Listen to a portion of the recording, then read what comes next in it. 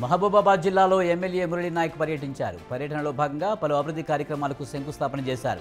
ఎమ్మెల్యేగా ప్రమాణ స్వీకారం చేసిన తర్వాత మహబూబాబాద్ నియోజకవర్గానికి 80 కోట్ల రూపాయలు తీసుకువచ్చి పలు అభివృద్ధి పనులకు చేపడుతున్నామని ఎమ్మెల్యే మురళీ నాయక్ అన్నారు. ఇది ప్రజా ప్రభుత్వమని 24 గంటలు ప్రజలకు అందుబాటులో ఉంటూ ప్రజాసేవ చేస్తానన్నారు. మహబూబ్నగర్ జిల్లాలో ఎడతెరిపి లేకుండా వర్షం కురుస్తుంది. వర్షాలకు పలు కాలనీలలోని మట్టి మిద్దెలు, మట్టి గోడలు శిథిలావస్థకు చేరి ప్రమాదాలు జరుగుతున్నాయి. దీంతో స్థానిక ఎమ్మెల్యే శ్రీనివాసరెడ్డి బాధితులను అడిగి వివరాలు తెలుసుకున్నారు. బాధితులకు అండగా ఉంటామని భరోసా కల్పించారు.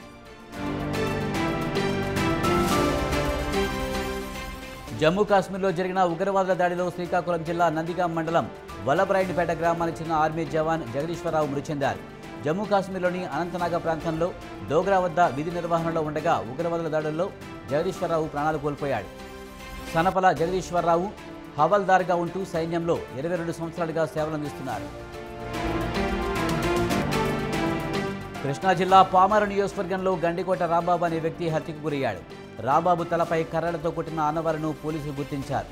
రాంబాబు తాపీ మేస్త్రిగా పనిచేస్తున్నాడని స్థానికులు తెలిపారు. రాంబాబు హత్యకు అక్రమ సంబంధమే కారణమని పోలీసులు తెలిపారు. నిర్మల్ జిల్లా మంజులాపూర్లో దొంగలు బీభత్సం సృష్టించారు. వైన్ షాపు తాళాలు పగలగొట్టి దొంగతనానికి పాల్పడ్డారు. సమాచారం తెలుసుకున్న పోలీసులు కేసు నమోదు చేసుకుని దర్యాప్తు చేపట్టారు. ఏకాదశి పండుగను పురస్కరించుకుని నిర్మల్లో దేవరకోట ఆలయంను జిల్లా అదనపు పాలనాధికారి కిషోర్ కుమార్ దంపతులు దర్శించుకున్నారు. ఈ సందర్భంగా వేద పండితులు ప్రత్యేక పూజలు నిర్వహించారు. అనంతరం వారిని ఆశీర్వదిస్తూ తీర్థ ప్రసాదాలను అందజేశారు. ఆలయ కమిటీ సభ్యులు వారిని ఘనంగా సన్మానించారు. మహారాష్ట్ర నుంచి ఆసిఫాబాద్ పట్టణానికి అక్రమంగా తరలిస్తున్న నిషేధిత గుట్కాను వాంకిడి పోలీసులు పట్టుకున్నారు. నిందితునిపై కేసు నమోదు చేశారు.